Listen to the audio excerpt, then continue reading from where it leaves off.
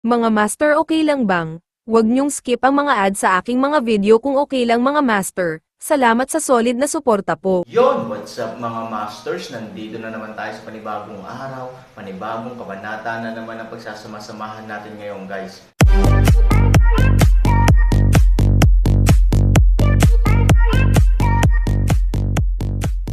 Bali mga masters, kung bago ka pa lang po sa aking YouTube channel, please click the subscribe button, lalong-lalo na po yung notification bell guys, para maging connected pa rin tayo sa isa't isa at maging updated kayo sa mga susunod ko pang video. Bali mga masters, bago natin umpisahan ng kwento ay mag-shoutout po muna tayo para sa mga solid nating tagapakinig. Shoutout kay Marvin Karandang at shoutout kay Nick De Pudwa. Yun na nga mga masters, no? Bali hindi na ito patagalin. In 3, 2, 1, let's go! Sa sandaling magsalita ang pinuno ng pamilyang Pei, at sa tonong ito, kaagad, ang mga gwardya ay direktang natakot at nanginig, at lahat sila ay binawi ang kanilang mga kutsilyo at umatras. Pare, anong pinagsasabi mo? Siya, paano siya? Paano siya magiging VIP ng pamilya P natin? Nagkakamali ka ba? Nang makita ito, hindi mapigilan ni Peiho na makaramdam ng pagkabalisa. Ngunit nasa harapan niya ang kanyang kalaban. Gusto niyang maghiganti. Paano siya maituturing na supreme guest ng kanyang Pei family? Ano, sapat na ba akong Peigo para maging tanga at walang kakayahan? Malamig na sumigaw si Peigo, gusto mo bang ulitin ko?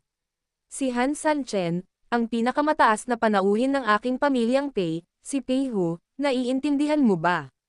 Baby, hindi tanggap ni Baby. Napatikip ng ngipin si Peiho at galit na tumanggi.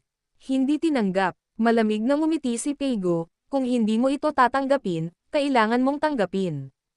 Hindi pa rin makakabawi sa iyo ang pamilya Pei. Malinaw na narinig ito ng pamilyang Pei para sa akin. Si Han Sansan ang aking pinakamataas na panauhin ng Peigo. Kung sino man ang may pagkamakasarili na makipagtulungan kay Peiho, huwag mo akong sisihin sa pagiging masungit ni Peigo. Alam kong marami sa inyo ang tinatawag na Crown Prince Party, ngunit linawin na ang Crown Prince ay palaging magiging Crown Prince bago siya umakyat sa trono, at ngayon ako ang magpapasya sa lahat. Pagkatapos sabihin ito, pinaikit ni Peigo ang kanyang boses at bahagyang tumingin kay Han Sanchen, Sanchen, pasensya na talaga. Hindi ako epektibo sa pagdidisiplina kaya hindi alam ng aso ang ibig sabihin nito. Patawarin mo ako ng marami at doon, huwag mong isapuso. Ang galang talaga ng pamilya Pei. Ngumiti si Han Sanchen. 7 anak na lalaki, 3,000 tao ang dumating. Hindi ka ba pumunta para makita sila kaagad? Tumawa si Peigo. Dahil walang kwenta ang aso, pinapante niya ang babaeng tigre para imbitahan siya. Si Peigo ay karapat-dapat na maging pinuno ng malaking pamilya at maayos na pinangangasiwaan ang mga gawain. Matapos pangalanan, ang ika-7 prinsesa ay tumindig na may kaunting kahihiyan, ngunit may pagmamalaki. Nakita ni P-Liner ang young master na si Han. Ngumiti si Han Sanchen at nagkita sa Ghost City ng Magic Cloud.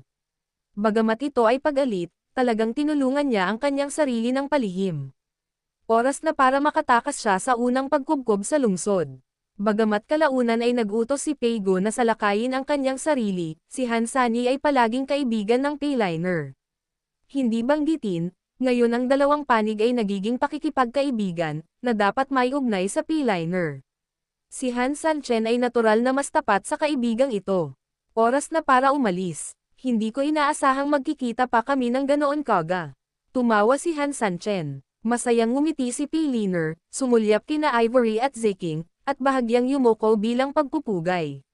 Napangiti rin ang dalawang babae. Sa pagtingin sa pagiging magalang ni Han Sanchen sa kanyang maliit na pito, si Peigo, ang matandang ama, ay nagpakita ng isang mabait at mabait na ngiti.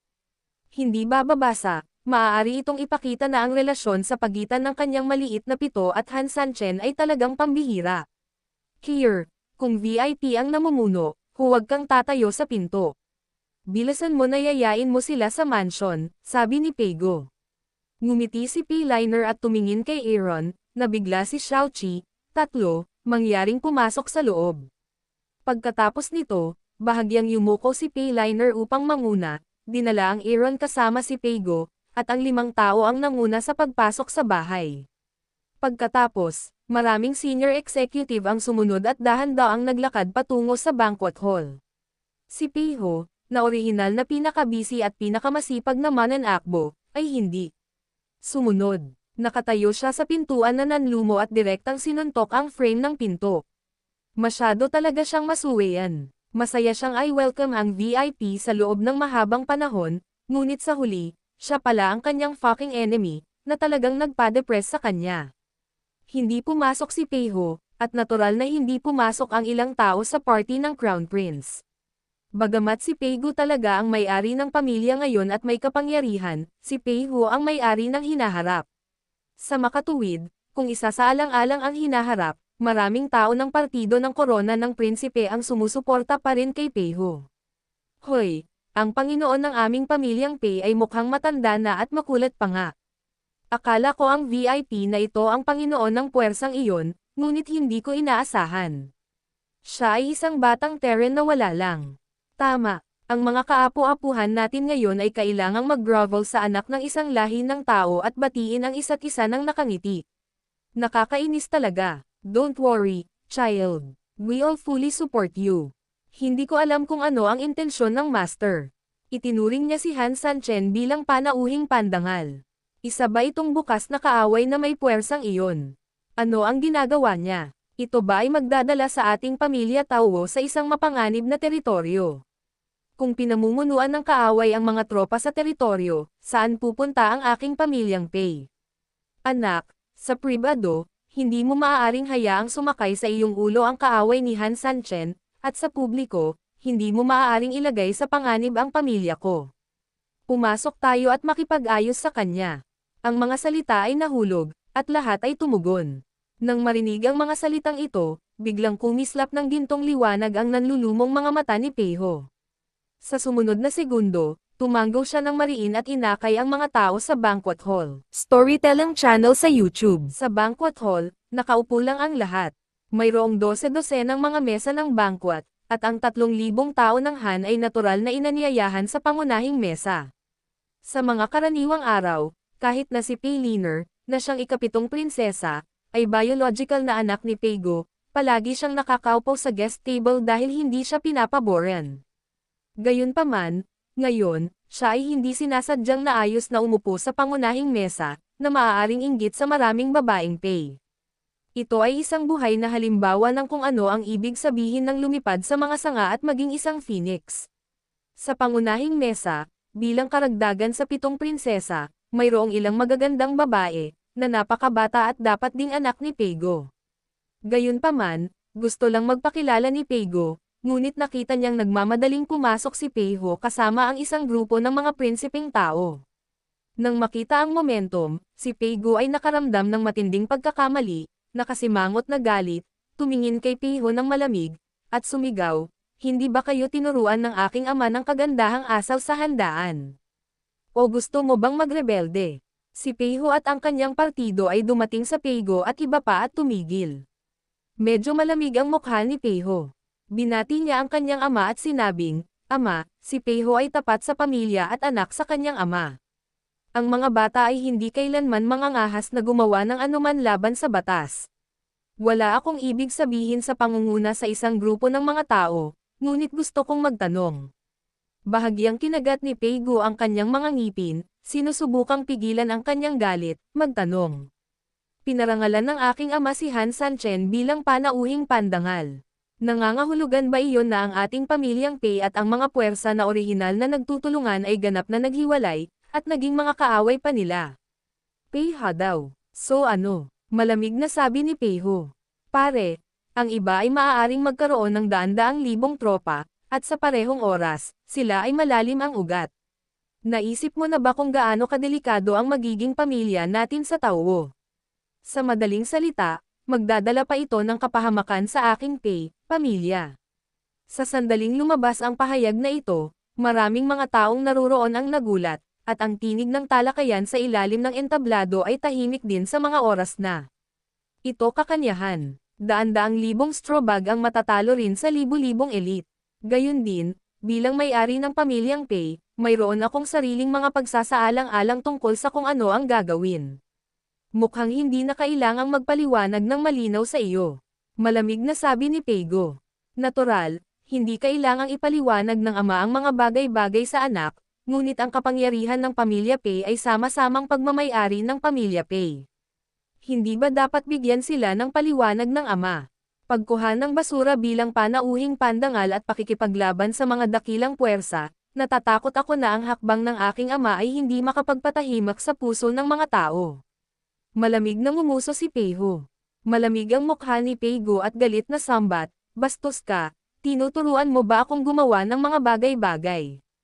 Tsaka humingi ka agad ng tawad sa VIP, kung hindi, huwag mo akong sisihin sa pagiging walang awa mo. Kung gusto mong mamatay ang mga nasasakupan mo, kailangan mong mamatay. Not to mention, ikaw pa rin ang ama ng bata. Basta ang tatay mo, pwede na agad magpakamatay ang bata, pero bago mamatay, ang bata, kailangan pa rin hilingin ang libo-libong mga paksa ng tao, unawain ang mga ito, at hilingin sa ama na sagutin, paano mapapanatag ang mga tao kung gagawin niya iyon. Malamig na sabi ni Peiho nang walang takot. Siya ay may kapangyarihan upang suportahan, ngunit mayroon ding sapat na mga dahilan upang pilitin ang palasyo.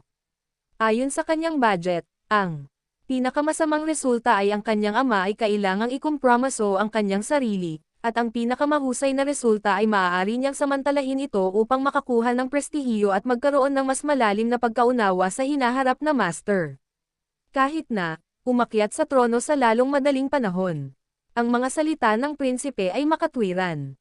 Mangyaring bigyan ako ng paliwanag, Panginoon. Oo, isinasaalang-alang din ng prinsipe ang buong pamilya. Bagamat ito ay nakakasakit, ito ay naiintindihan.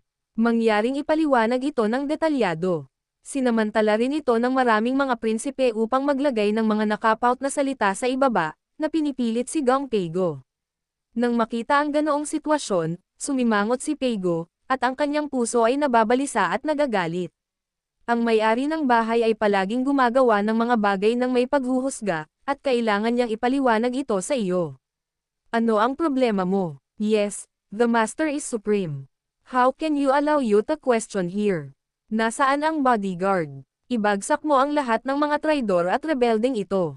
Ang ilang mga tao ay sumusuporta sa prinsipe ng korona, at natural na ang iba ay sumusuporta sa mga kasalukuyang may-ari, lalo na ang maraming matatanda. Sa pamamagitan ng mga salitang ito ng suporta, maraming matandang ministro din ang sunod-sunod na tumayo para manindigan para kay Peigo.